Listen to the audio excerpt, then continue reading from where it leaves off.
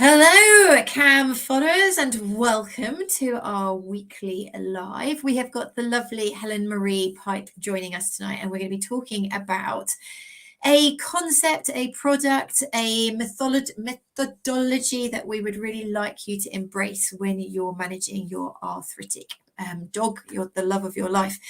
Because what is missing a lot in treatment plans is being able to objectively say whether they're working or not. And this is the holy grail. Everybody is looking for a way to be more assured that their management plans are actually working rather than subjectively go, I think so, I'm not so sure.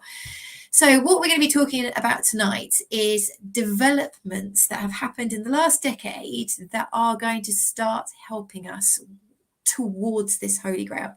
Before I let Helen introduce herself, I'm just going to tell you guys about something that I really, really want you to buy.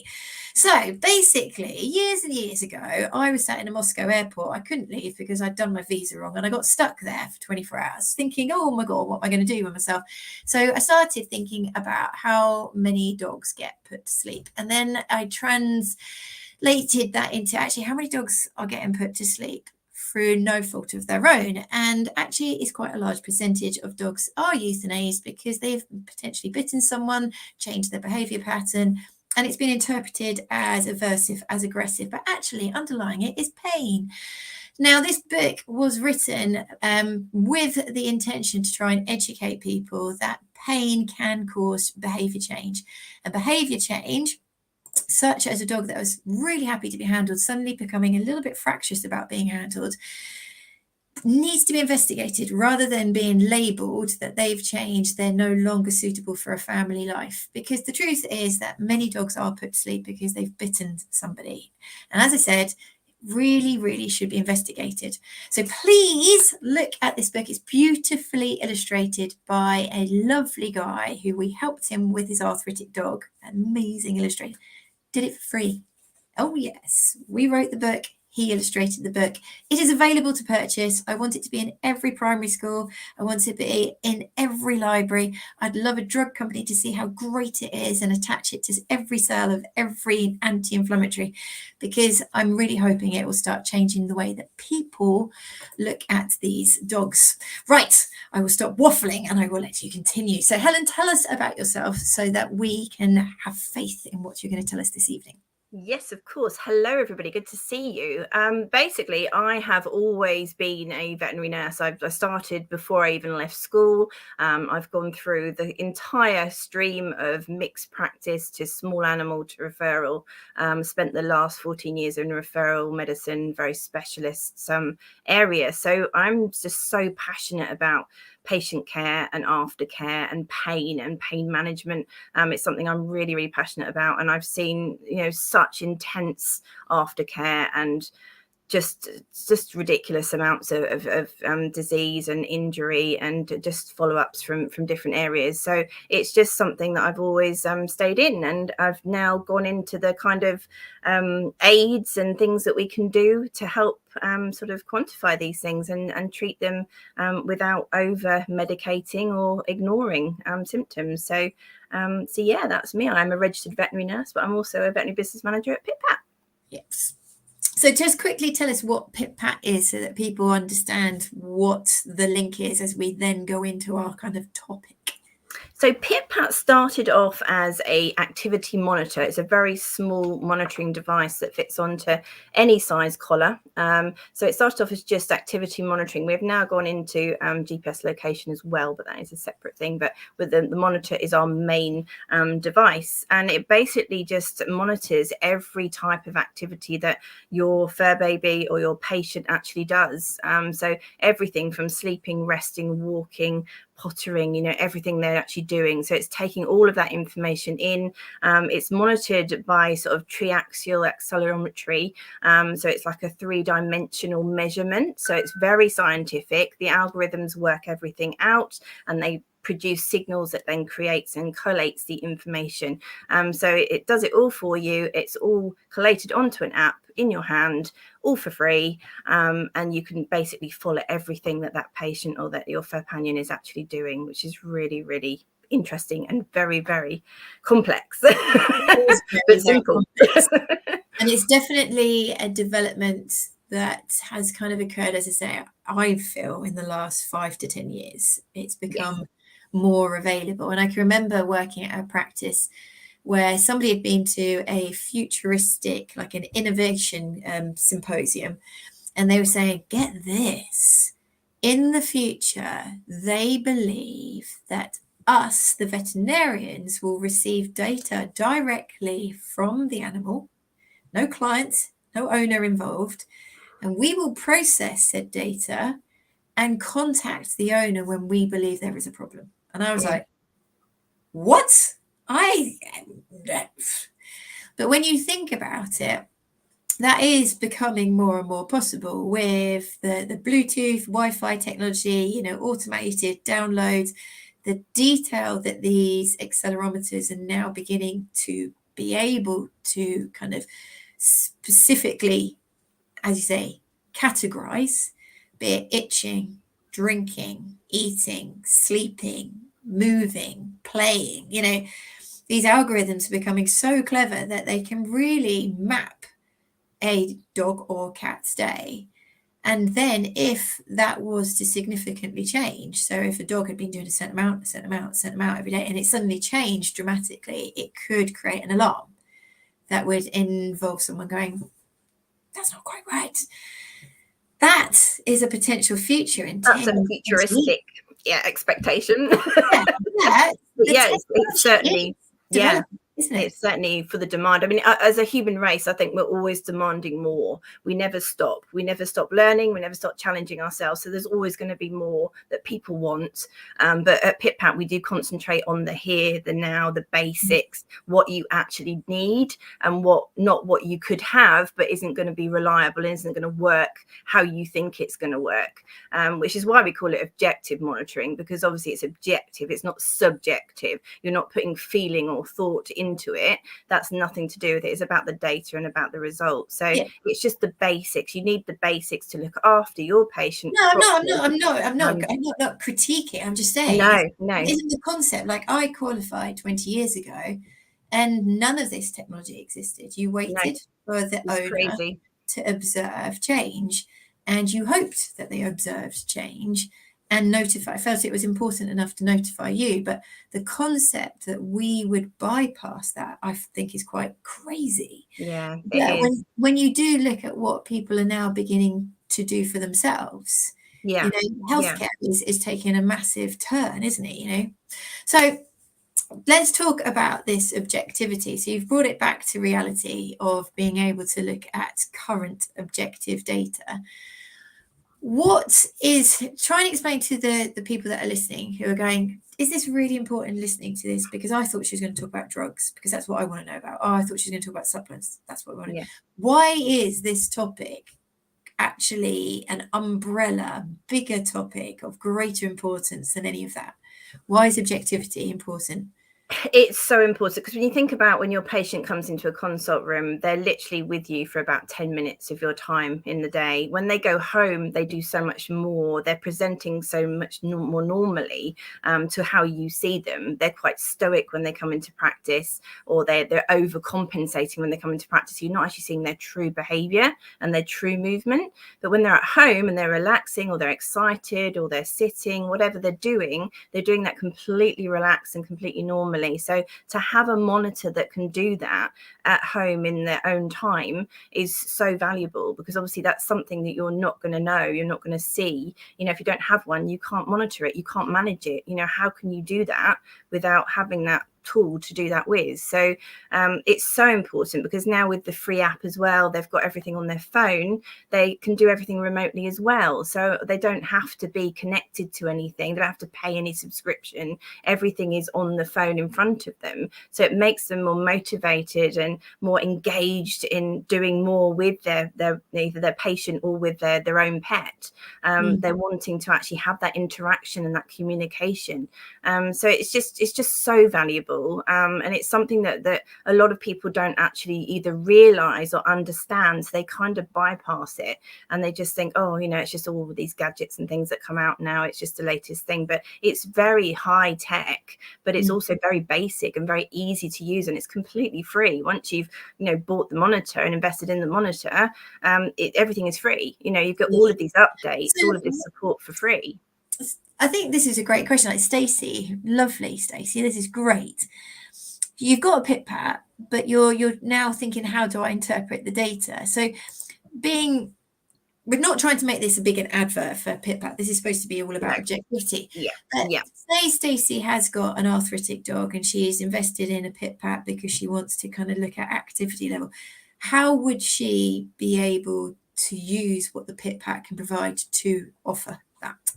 So obviously, we're talking about PitPat because PitPat's here, but I mean, it's the same with any monitor, but they basically break down to walking, running, sleeping. So you've got all the kind of main crux of a patient there, and what you need to do is obviously look at what's happening. So it's all measured in minutes. So you're looking at the minutes. Obviously that will reduce if they're not happy or if they're uncomfortable, but you're also looking at sleep patterns as well and how restless they are during the night. You're also looking at if they're pottering more, if they stopped pottering, perhaps they're not playing at all now, perhaps they're playing at certain times. There's all different sort of blips of information that you can sort of come together and form a pattern of why they may not be doing as much as they were doing.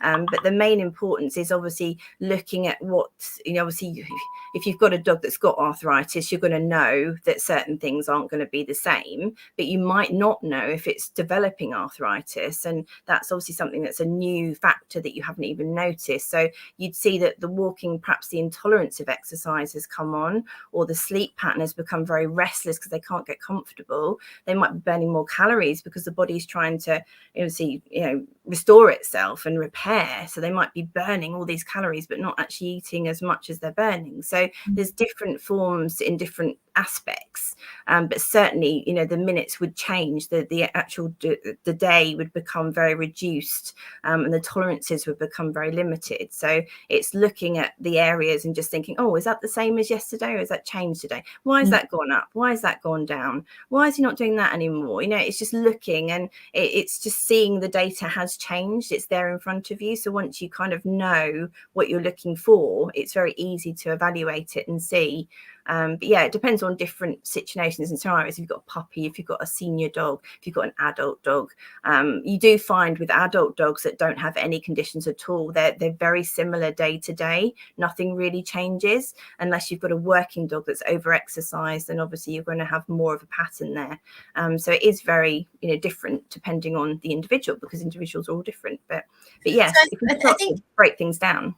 I think so it's kind of like cutting it down into kind of like real basics. There's a strong belief, and it's not for all dogs, but there is a strong belief that mobility, independent mobility, movement is an indicator of being in less musculoskeletal pain.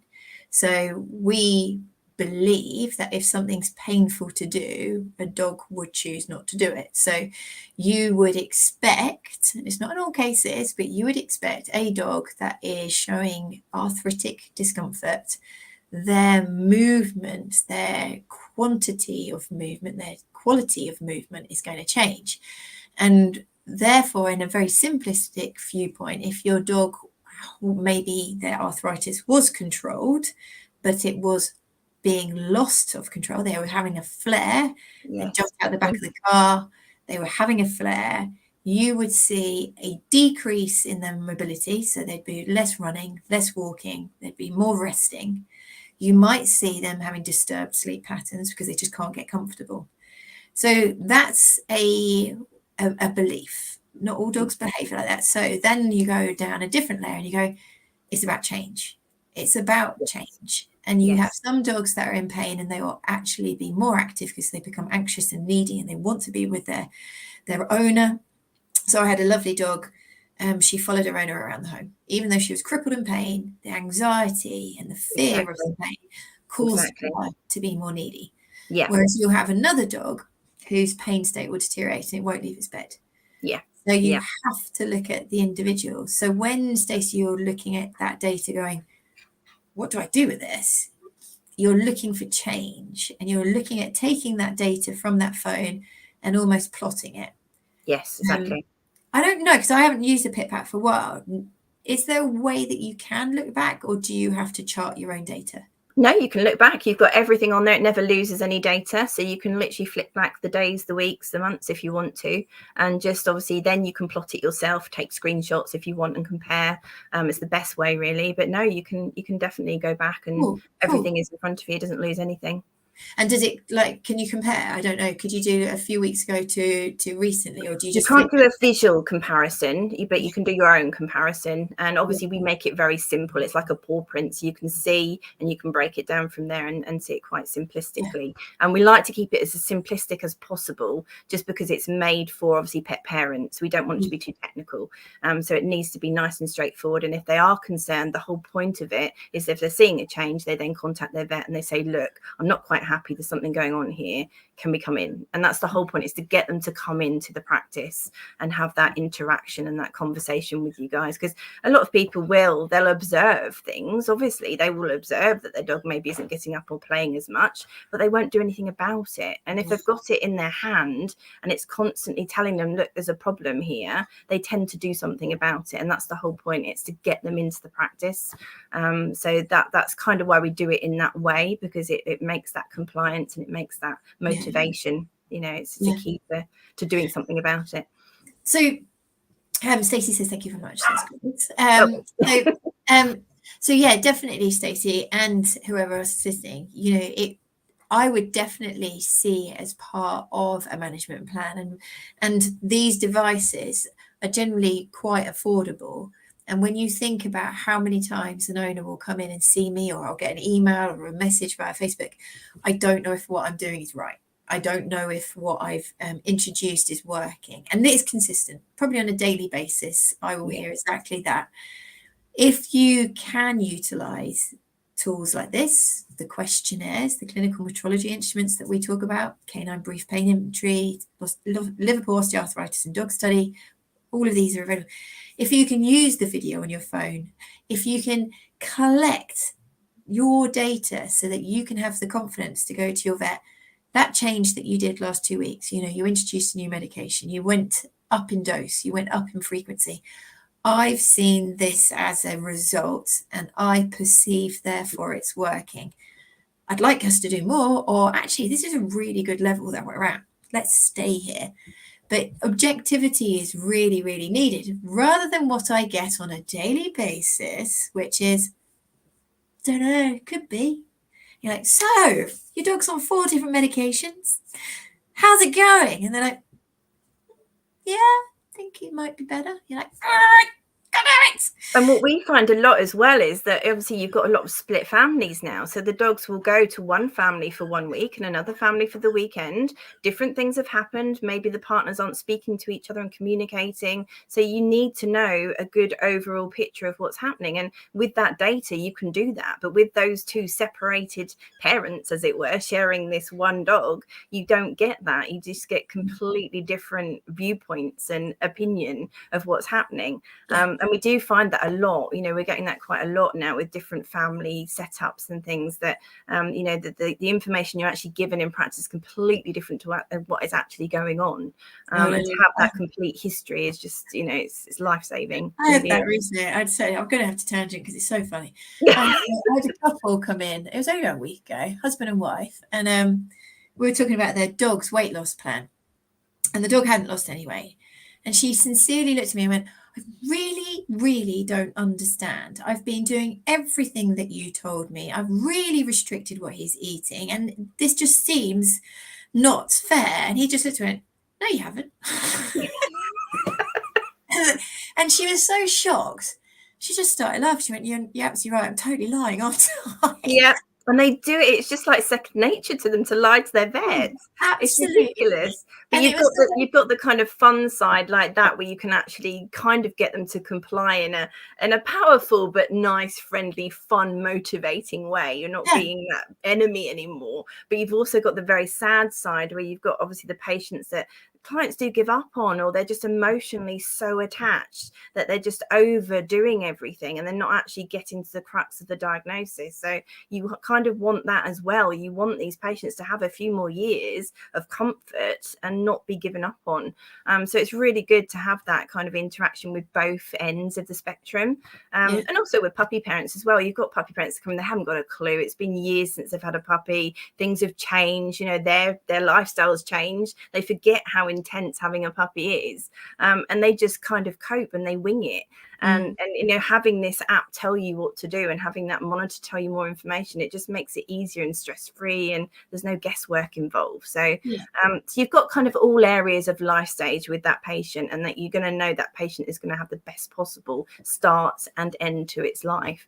You know, and it's just maintenance throughout, isn't it? It's just keeping that kind of, you know, little bridging gap where we have when they go home, we don't know what's happening, and we can sort of keep an eye on them and see what is exactly happening remotely. So for the people that are saying, is there a way to see average over time, etc.? Yes, with this specific one, you have to kind of screen share, you have to bounce. There are others out there that will potentially, I don't know, I haven't actually surveyed the market in the last few years, do a graphic representation, or you can use your own diary, which is probably as powerful as anything, because you can jot down additional notes. And we really, really believe in people doing the good day, bad day diary, which you can print off the internet. It's on the CAM website. If you go to CAM, go to How Can We Help, download some resources, it is there, print it off. Because you can put your accelerometer data, your activity monitor data on a calendar. You could then be able to go, oh, as Christine's been saying, you know, I'm concerned about sleep-wake cycles. Again, it's about change. So if in the beginning of your month, when your dog seemed quite sprightly, energetic, enthusiastic, and you could see their pattern of sleep was they went to bed when you went to bed, and they didn't seem to wake up until you got up. And you could see that on the hours sleeping on this activity monitor. It kind of correlated. And then towards the end of the month, when your brother-in-law and his young dog came to stay, and your dog was doing way more, but you hadn't really perceived it, you hadn't really accepted it, the slips on the kitchen floor as they're having a little bit of a tussle about feeding time, the running down the back steps to get to the garden, that little jostle was actually slightly destabilizing your otherwise controlled dog. And you think, wait a minute, he's beginning to get a little bit less sleep at night. He's beginning to, I'm kind of noticed he gets up and moves a bit in the night, and actually his quotient of quality sleep is less, and I can see that, and that adds up. I've got the confidence to now say something to my vet or look at the lifestyle, what's aggravating. So it's not going to be the sort of Siri that goes, by the way, your dog is overdoing it because this. It's not going to answer, and it's not going to lay it on a plate. It's not going to silver platter it to you. It's part of your data collection for you to bring that information together, process it yourself, make the appropriate changes, or go see your veterinary team or your therapist team and say, look, actually, I'm seeing change either good or I'm seeing change bad. I am going to add something which is going to go create science at this point, and we're going to be doing a live about this later this year with the lovely Andy Hale, the importance of gut instinct. Now, this goes against science, it goes against evidence-based, it goes against objective monitoring. I am poking the fire with that gut instinct, this human gut instinct. And I spoke to Andy, who's one of our advisors, and said, I really feel we shouldn't lose this. I really feel that Cam keeps talking about objectivity, but we all know that there's something within us when we know something's not right. So that's going to be coming later in the year, guys.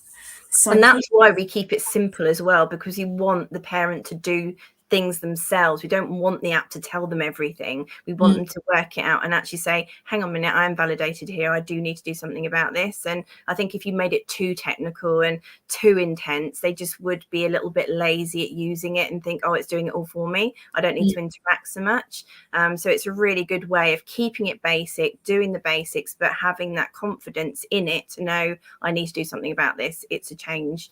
And like you say, you know, it's just the best way of having that history to take to somebody and say, look, there's a problem here, and having that crux of a actual background and think, oh yeah, I've got a problem, I need to do something. Because a lot of people will self-doubt. They'll say, oh no, I'm just thinking this is, you know, I'm seeing more into this than there is, and there's more going on. And if it's actually proving a point, and we have a lot of clients that keep diaries, we did a lot of analysis on diary keeping and monitoring, and they both came up almost identical. And it actually does work. You know, it is actually a really good way of showing the difference between the two. So yeah, we're avid for that as well, definitely. Yeah, definitely. So the next thing, having talked about it, because most of the people that watch CAM are the people that need CAM, so that means that they've got an arthritic dog that they're looking after, and they're trying to get gems of information to do the best management plan they can. But there is also another huge cohort, and you mentioned it briefly, which is the adolescents, the juveniles. And we do find that people that have been in the CAM world for a while, they take their learning on to the next generation. They take their learning on to the next family member. And you'll find that people that get this whole multimodal kind of CAM instructed manner really start implementing it at a younger age with their younger dogs. So being objective in a young age category is still really, really important. Because if you had a pupster who's 8 months old, and you can see that they generally sleep at this amount, they're active this amount, they rest this amount, and suddenly you see a steep deterioration. If you are able to look at all the variables and go, yeah, we haven't had builders in. Nope, I haven't locked them in a cupboard accidentally. Nope, I haven't had my nephew turn up with his toy cars and throwing them around the room. That's encouraged my puppy to do so much more. If the variables of life are pretty consistent, but your dog's mobility, sleep patterns, etc. has changed, it gives you the real heads up that something needs to be done. And I think you hit the nail on the head a little while back. I have so many owners that come into me and their pet has maybe been ill for 1 or 2 days, maybe 3 or 4 days. And they come in and they talk to me and they've still got that real doubt whether what they're seeing is truth. And they'll say to me, see, I just think he's not really that active at the moment. I don't think he's sleeping as well, but I'm not really sure. You know, I could be wasting your time. These can be really helpful for that. And certainly in senior wellness, they come in and they actually say everything's fine. They don't actually comment because they don't want to bring it up. Yeah. And you're giving boosters, doing senior wellness clinics, and actually there might be a little bit of a flare up there, arthritis starting. Yeah. They're not actually commenting on it. So yeah, it does happen a lot. Yeah. So using an activity monitor like this from a very adolescent point of life can be very helpful, because again, you're looking for change. And the idea that it can pick up on acute illness, so transient, short-term acute illness, be it a sudden fever, vomiting, diarrhea, you know, they've really, I don't feel very well. Or pick up on slow change, such as pain of hip dysplasia developing, you know, pain of elbow, developmental disease, causing them to do less, play less.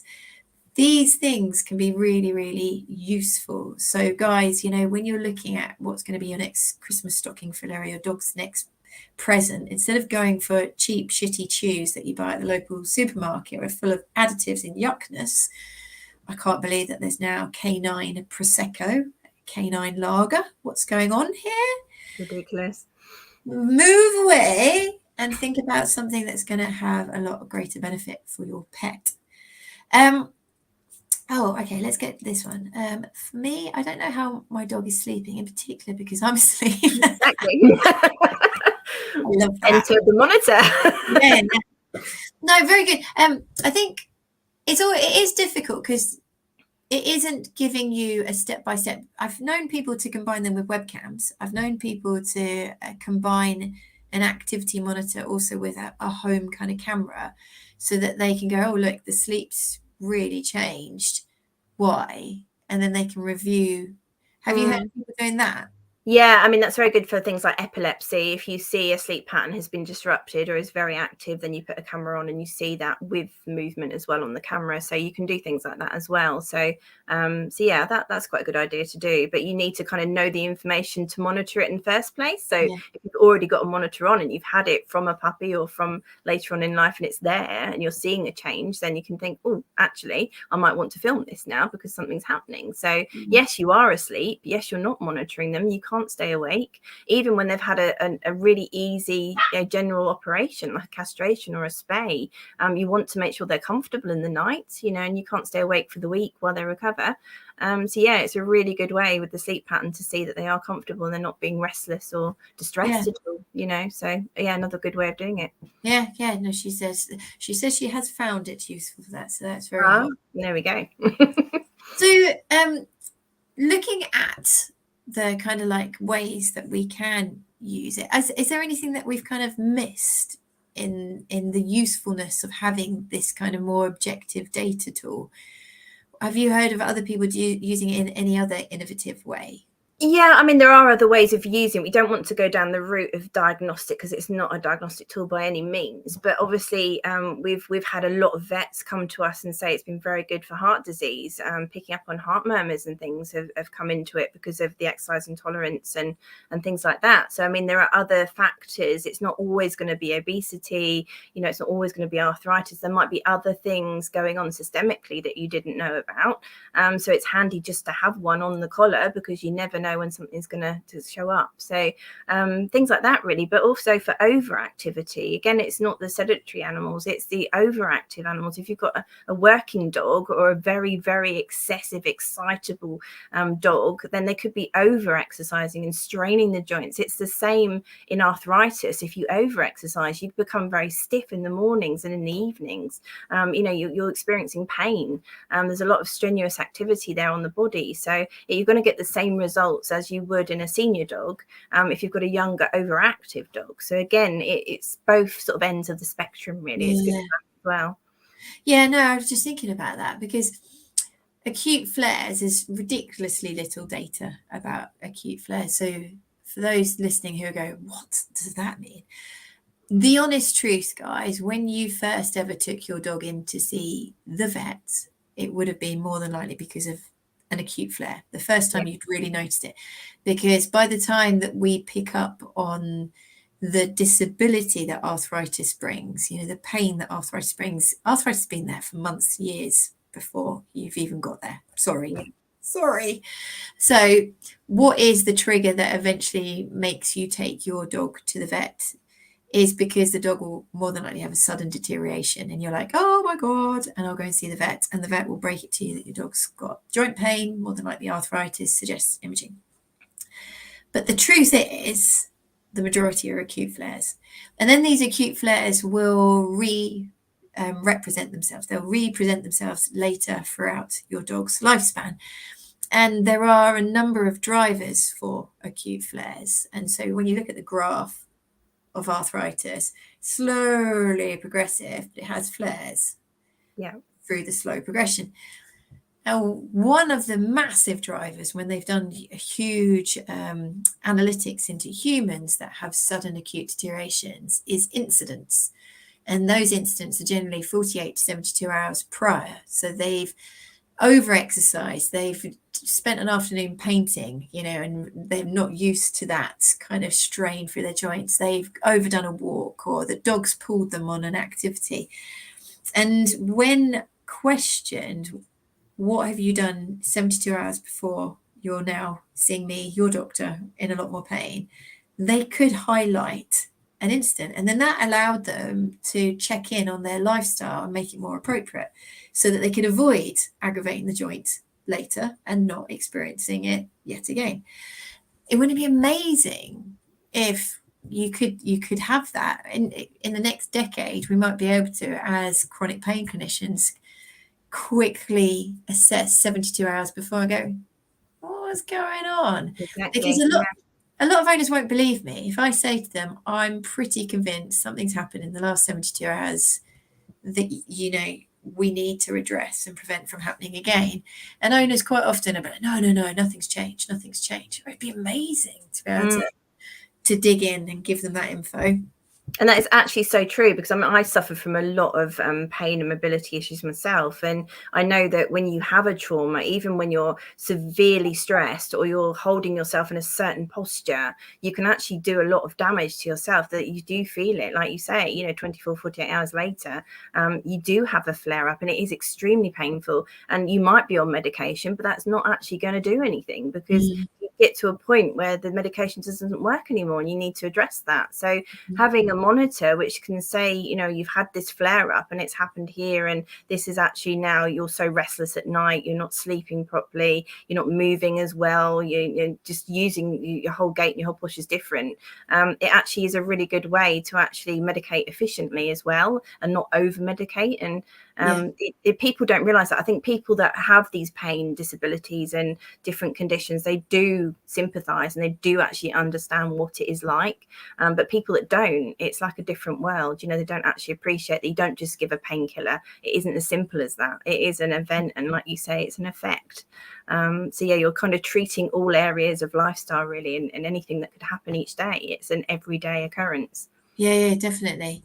Which in many ways, if it's kind of a nice time to kind of take from your brain your top tips. Bear in mind that you've been a vet nurse for a long time. What kind of stuff would you offer to the people that are listening? Your years of experience, what should they know about managing an arthritic dog? I think managing arthritic dog, again, there's different degrees of arthritis, but I think most managements are the same. Just make sure that their bedding is so comfortable. You know, they need a lot of padding, a lot of warmth. Think about what your house is like. You know, do you have steps? Do you have cold tiles in the kitchen where they spend most of their time? You know, are there a lot of steps outside in the garden? You know, is there areas that they can't get to, but they want to follow you?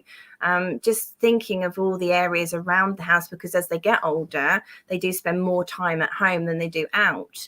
And certainly, you know, different vehicles as well. A lot of people will get a vehicle, they won't actually think about their dogs. At the end of the day, they're kind of putting them last, and then when they go to jump in their car, they're like, oh, I didn't think about that. A lot of cars now have very high tailgates, and it's very difficult for them to get in, and then they're trying to get them in at the side, so they're picking up very awkwardly, and obviously putting a lot of strain on their back legs trying to get them in at the side. So think about them like that as well. You do when you have a child. I mean, obviously when you have a child, you think about car seats and, you know, them growing in different stages of different vehicles. But I don't think many owners think about their dogs in a way of how they're going to be when they develop different conditions as they get older. So it's all kind of management of each stage. It's a bit like when they're puppies and you change from crate to playpen to letting them loose. It's the same with older dogs that are struggling as well. You need to kind of go with them in their stages of management, really.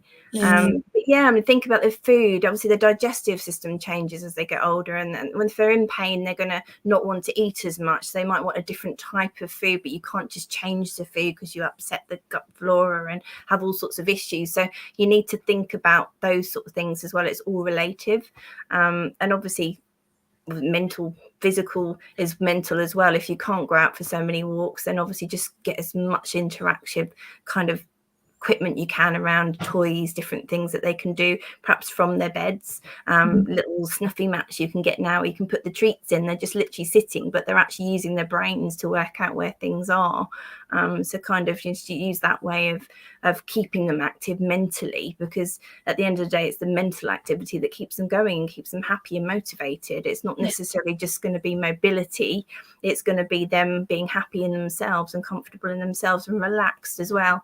Use a lot of the plugins, a lot of the pheromones. They're really good for calming them down in stressful situations. Think about who's visiting the house. You know, they can get quite stressed and quite anxious as they get older and they're uncomfortable. So they might might not like strangers just coming to the house and banging on the door, ringing the doorbell. So noises, things like that as well. There's so much to factor in, but they've got the kind of the regular things that you think about that you notice a huge difference in recovery. And in older patients, they just the less stressed they are, the more calm they are, the more comfortable they are. They just seem to manage their pain a lot better. Yeah. So certainly things like that. I think it's interesting that at no point did you talk about drugs, supplements, surgeries. At no point have you talked about laser, acupuncture, hydrotherapy, because you've obviously done clinics in your life. Yeah. And I find it fascinating that people come into CAM and that's where they think that we're going to spend the majority of our conversation. And sometimes I feel that they're almost disappointed that they feel that we're talking about the fluffy stuff a lot of the time. But it's the important stuff. It's the gritty stuff that people forget. Yes, hydrotherapy is amazing. Physiotherapy is amazing. Acupuncture is fantastic. But not everybody's going to have the funds to do those things. So not everybody is going to be insured. Not everybody's got the time because they're working now. The world is changing. You know, there are different ways of doing things. And I think if you've got the basics there, you can then develop on the basics and add these other things in as well. We had an older dog and he needed to have hydrotherapy, but the pool they had wasn't heated. So of course when he went, it actually did more harm than good because he was getting quite cold and his joints were actually struggling and getting more stiff.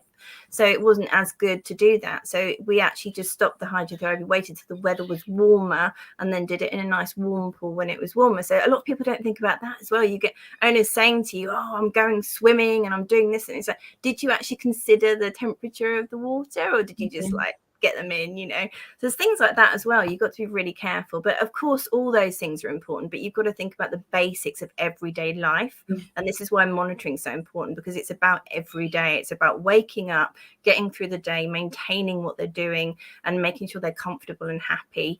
And I think, you know, we're all so busy in today's society that we just don't necessarily have time to think about the basics. We're kind of chucking food in the bowl, getting them out for a walk, not really enjoying the walk in the week because we're thinking about tea and other things.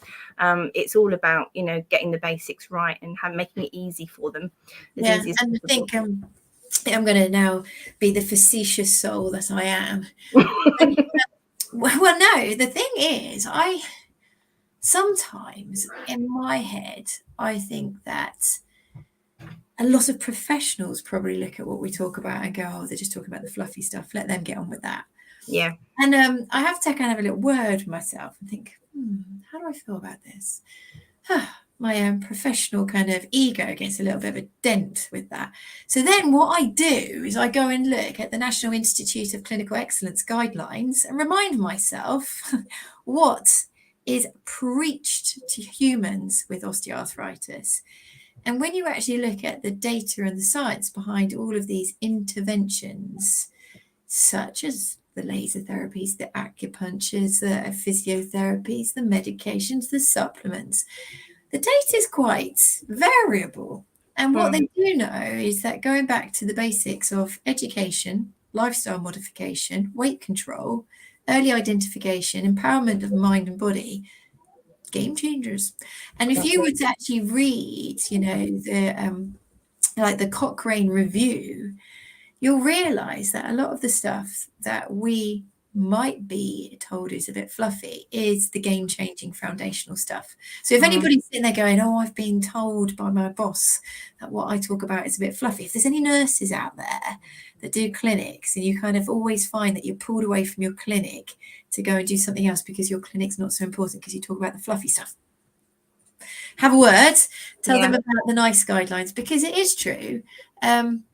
Sometimes the more we learn about things that don't work as much as they do work. And going back to the foundations, weight control, lifestyle modification, exercise, education, game changers. There you go. That's my rant. Sleep and recovery as well, because the more they sleep, the better quality sleep, then obviously the better they're going to cope during the day. So just the basics. It's just getting those basics in, really. But monitors are waterproof as well. So if they're doing hydrotherapy and they're going off and doing stuff, then obviously they're 100% waterproof. So they can do that too, and it's really important. But we need to sort out the nits and grits of at home and get them sorted at home first. Perfect. Which brings on to this question. And guys, we're beginning to kind of come towards the end. So if you've got questions, do shout them. This one's, come on, show yourself. For some reason, just there you go. How useful is data from PitPat for influencing, identifying environmental modifications or lifestyle changes that could be made to help a dog? It's quite a good question. I like it. What do you think? Do you feel that the PitPat could help with anything like that? I think, again, it's more motivation with the PitPat, because obviously if you've got it in place and you're using the app and you're seeing a difference, you're going to make changes. I mean, if you can see they're not sleeping so well at night, it might, encourage the owner to get a better bed, or a different position, change the room around. If they're pottering and then they're not pottering, or if they're not doing what they were doing before, then perhaps they'll change different surfaces and different ways of doing things. If they're struggling at night and they're not struggling during the morning, then perhaps take them out in the morning for their exercise and not take them out in the evening. So I think it's just, again, it's giving you that information that you could think, actually, if that's happening then, shall I just do this then? And then it might make a difference and you might get a better picture. So it's just that information. It's that flux of everything coming in and you're thinking, well, I'm monitoring this. This actually is changing. Maybe I should do it something differently. If you didn't have that, you wouldn't know to do it. So I would say, yes, it probably does affect the environmental changes, because you're picking up that information and you're using it, as opposed to not having that information in the first place. So no, absolutely. But if anybody's thinking it's more of like a kinetics type monitor where you watch them walk around the house and you'll see jars and sudden movements, it's not that kind of data collector. No, it's much more about an assimilation of information that empowers and motivates you to change things up. And as Helen was saying, it might be that having placed down a load of rugs, you're like, well, what effect is this going to have? And you might find that the dog actually sleeps better because they're more comfortable. And you're like, oh, didn't see that one coming. Or they might play more because they're more comfortable. They're not jolting their joints, on this hard floor anymore. So they might want to play and get the ball out. It might make changes to their actual, daytime. So yeah. Perfect. Well, any more questions, guys? My light's getting darker. I'm just going to I was going to say you're almost in the dark there. Listen, I got my shorts out today. Can you believe that? I actually wore shorts to work today. There you go. Now I've just got a big spammy forehead. The light in this room's brilliant, isn't it? So yeah, thank you very much for your time, Helen. It's been really lovely to talk to you. It's a pleasure. Thank you for having us.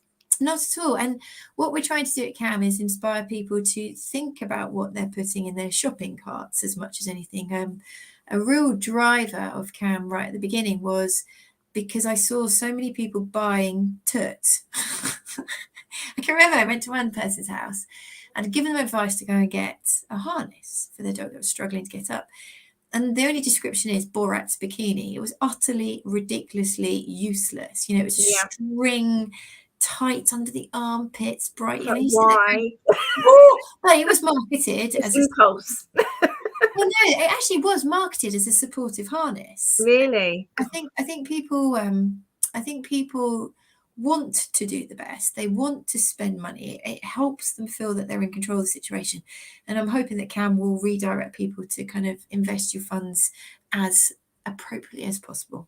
Yeah, and it's about the lifetime of the patient. You obviously want to carry them through to a really healthy, long, happy lifestyle. And I think if you can get them on as early as possible and then use it throughout their lifetime, you're going to see more and appreciate it more than just getting it in the last few years when they have got obviously an issue already. So it's better to have that preparation rather than just doing it at the time, basically. But there's lots of things you can do now. We've got the GPS now as well, so you can actually, if you've got a dog that goes off and disappears, you can actually find where they are. So that's something else that's come in. So that's been life-changing as well for a lot of people. That saved a lot of dogs. So definitely. And I think the technology, as you say, is just going to continuously develop. So it's a kind of watch this space of what is next. Exactly. Very exciting. Very exciting. So before we go, guys, I'm just going to waffle again about our booklet. I'm actually very, very proud of this booklet. As said, the illustrator did it for free for CAM because we'd helped him with his arthritic dog. So it was very close to his heart. Many, many dogs are relinquished. They've put into shelter situations, or they even euthanized because dramatic changes in behavior where families suddenly feel threatened. They don't know if they can trust their lovely fur companion. this could be, and in much as more data comes out, we're realizing more and more it is medically driven, these big changes in behavior. And there's a hell of a lot of information now coming out that these gross changes in behavior can be pain driven, be it musculoskeletal pain, visceral pain, neuropathic pain. But pain has been shown to be involved in 28 to 82% of major clinical behavioral changes. So the idea of the booklet is to give families that understanding. It's there for the parent to read to the child, but both parties are learning at the same time, for you to be more understanding, more respectful of that fur friend that's living in your house. It's £8. It's £8. It's nothing. Think about that. You can read it, use it, pass it on to other family members. You can put it as stocking fillers. You can put it into your local primary school. You can take it to your local library.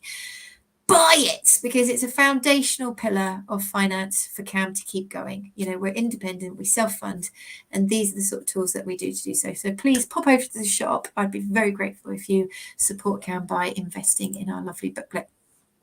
Until, what day are we? We're Tuesday. We are Tuesday, aren't we? Blimey, yes. It feels like a Monday. Terrible at the moment. Don't think we've got another talk this week. I think it is next week, but please look at the events calendar, guys. In the meantime, say thank you to Helen, and we will see you at the next Facebook Live. Take care, guys. Take care.